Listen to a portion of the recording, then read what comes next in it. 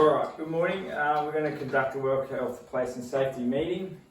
The date is 17th of the 11th, 2023. Time is 11 a.m. The meeting attendees, so myself, I'll be hosting this meeting. I'm Daniel Fleming, a personal trainer within this gym. Manager Sophie Fleming, she owns the business and manages it. And Tracy Ritchie is another employee who's a PT at the gym. So we're just going to go over some of the agenda that we're going to cover off today with this meeting, which is workplace health and safety within the workplace, some hazard identification. Recently just went into the gym and conducted a risk assessment on some of the equipment, identified some risks, so there's risk control. We'll go into all that in a bit more detail shortly. Reviewing the control measures for those risks. There's an incident in the gym, so we've got an incident report. We'll go into that in some more detail, and some employee health and safety and welfare. Righto, so agenda number one is WHS within the workplace. Basically, we're bound by legislation. We all work there, but managers and employees have some differences. So basically, responsibility of an employer, so manager, comes from section 19. So WHS Act 2011, section 19 states the primary duty and care under harmonised laws fall upon persons conducting a business or enterprise. A person conducting a business or undertaking must ensure, as so far as reasonable practical, in the health and safety of workers engaged or caused to be engaged by the person being the employer or manager. Basically, there's a lot in there. I'll send it out to you so you can have a read of it. Save me dribbling on legislation, but summarising it is basically anybody who comes into the gym, whether working for you, volunteering, even contractors, you're still bound by legislation for their health and safety.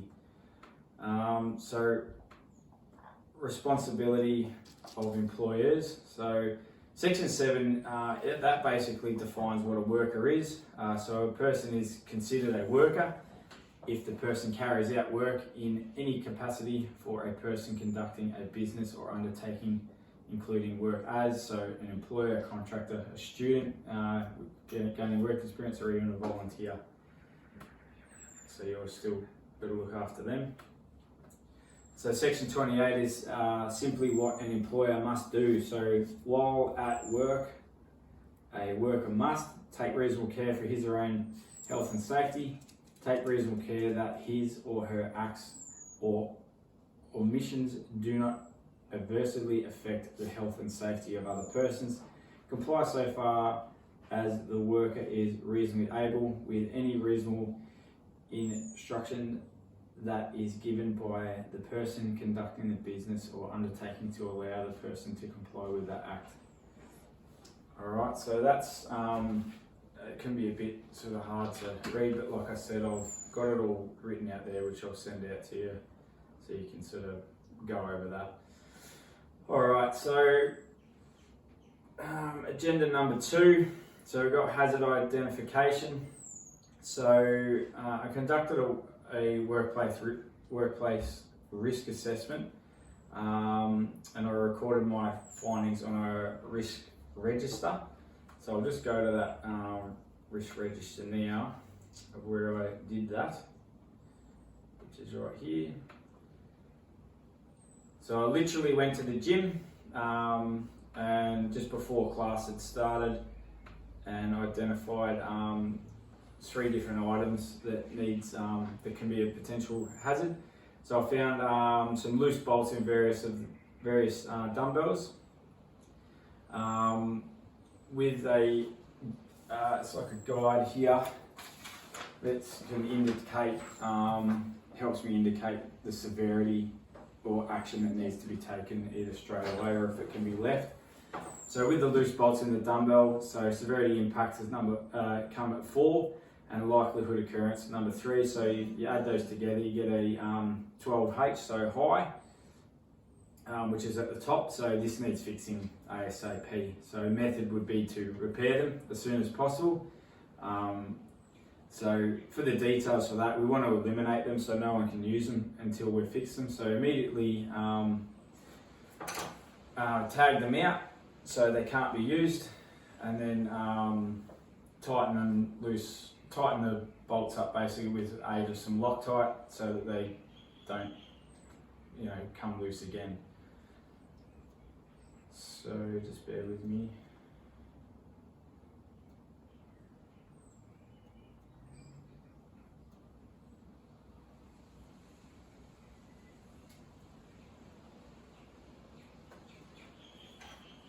Yeah, so that's that there. The other one I found was, let's go to this one here. There's some worn flooring sections at the north end of the circuit room. So that came in at a risk rating of a 4 low, so low. It's not a trip hazard yet, but it might potentially become one if it becomes more worn. There's a little divot in the floor there. And it's also the first thing people see when they walk into the gym, so it's not a great look either.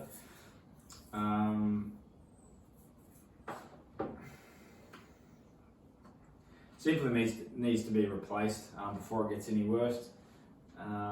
So 2 of the 1 metre squares rubber sections of the flooring have ripped edges, so it's not a trip hazard yet, like I said, but if it's gone unattended, it may worsen. So I've given that a week to get that rectified. The other one we found was cleaning equipment just left in the hallway. I've often seen it in there, so there's a storeroom in the bathroom that we can utilise, which everyone can access that needs the cleaning equipment. And I'm not talking about the cleaning equipment for for the clients to use within the gym. I'm talking about the actual mop bucket and chemicals and things like that. So that just needs to be stored correctly in the thing. So method of that is to educate the staff on where it needs to go. That can be implemented today. And also just touching on hazard 1 with the bolts. There's no reason why we can't get that done today. So that is the 3 hazards.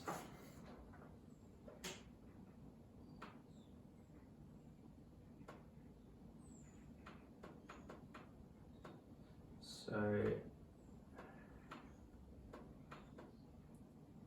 we've sort of covered off agenda 3 there, and we've also covered off an agenda 4, which is the control measures. We've done all that in the one little bit there. So there was a recent incident, so this is agenda number 5. I'll go to that incident report that I filled out.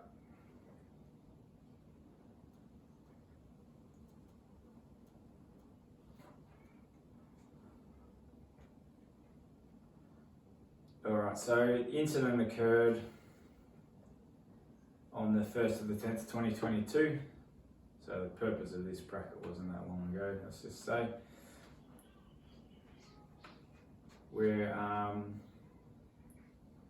Gerald Giovanni had fallen over. It was witnessed by Michaela, one of the other clients. He'd fallen over in the weights room. So what was relayed to me, so at 6 a.m. on October the 1st, 2022, I was off instructing a client in the gym, and then Michaela came up and from the other weights room and told me that she witnessed another gym member faint and he hit his head on the ground. So basically what we did, we stopped everything. I went over to him lying down. I got the person who's seen him called 000 to get an ambulance there. I started conducting first aid on him, and he regained consciousness pretty quick. Within the incident report itself, just for you, Sophie, that was compiled once Gerald was obviously cared for. We had some time too, so that day that was done, and it was submitted via email to yourself, and he got some follow-up doctor's appointments and stuff.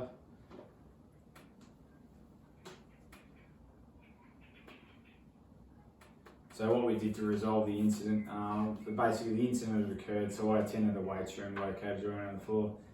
He was awake but disorientated. I began first aid. I instructed Mason to call 000. Giovanni became alert and responded well. Paramedics attended and made their assessments. Giovanni was conveyed to the ED department of the hospital via ambulance for further assessments. He is to follow up with his GP. He's going to be required to gain a medical clearance prior to any further training here. We've made contact with him also just to see how he's been going, and he's going alright, and he's going to be checking out, going to the doctors to see what was actually going on. The witness who seen him, Mason, said she didn't see exactly what happened, but believed he was just walking from one station to the next when he just simply fainted. I don't think it wasn't anything that he dropped anything on his head or anything like that. It was just a simple faint. Like I said before, that was submitted on the day and was emailed to yourself. Sophie, do you recall receiving that? Yeah, I did. Thank you, Daniel. Yeah, no worries.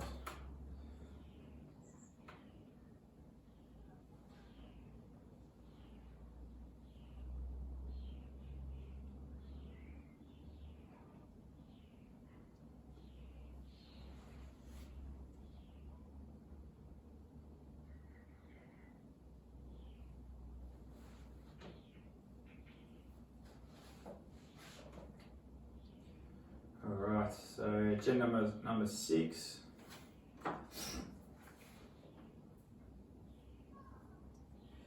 So I recently just conducted a stress and fatigue monitoring form on myself. I identified a few little things there. Just with stress and fatigue, nothing too alarming, but it was a good tool just to, I suppose, let yourself be aware of where you're at with some things. So,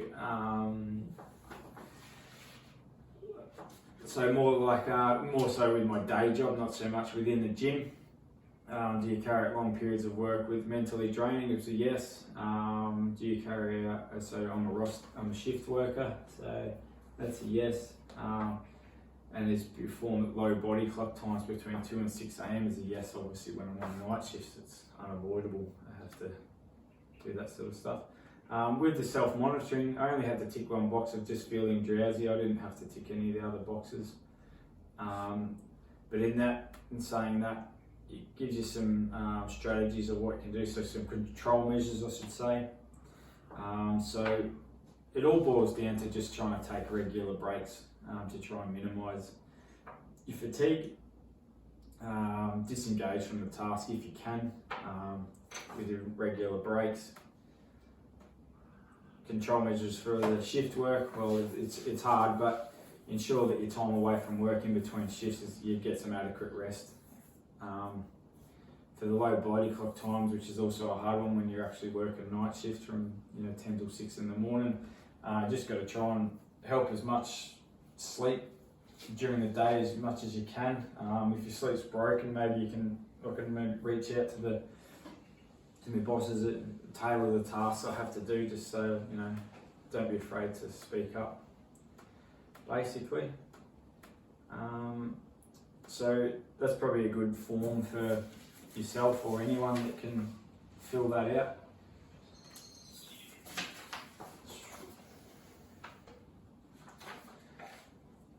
Alright, that's about it for that. So I'll just summarise our meeting. So just summarising the agenda, items discussed. So we've spoken about the workplace health and safety within the gym. You happy with how that went? Yeah, really happy. And Tracy? Yeah. Yeah. And that was agenda number 1.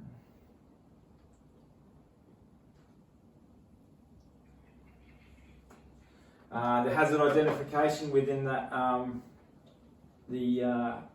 hazards within the gym. You happy with how that's been handled? Yeah, I'll get them to those ASAP and get them sorted by the end of the day. Thanks for that. Yeah. What I failed to touch on before, I think if we have like it's like what you would call like a startup checklist. So possibly like every Monday morning before the class, someone, so either myself or Tracy, has a simple checklist that's easy to follow, and it's basically like a startup, like a machine startup, and you just have a checklist that you whiz around the gym and check off some of these potential hazards that could occur. You know, some of the equipment's getting a bit older now, getting used a lot. Would that be something you'd be interested in? Yeah, I might start a schedule for that Yep. All right, no worries. coming week. Yeah, and you're happy with the risk control we've Yep. taken there? Yeah. The reviewing of the control measures. So that's basically just what actions we're taking Yeah. regarding the risk control Yep. measures.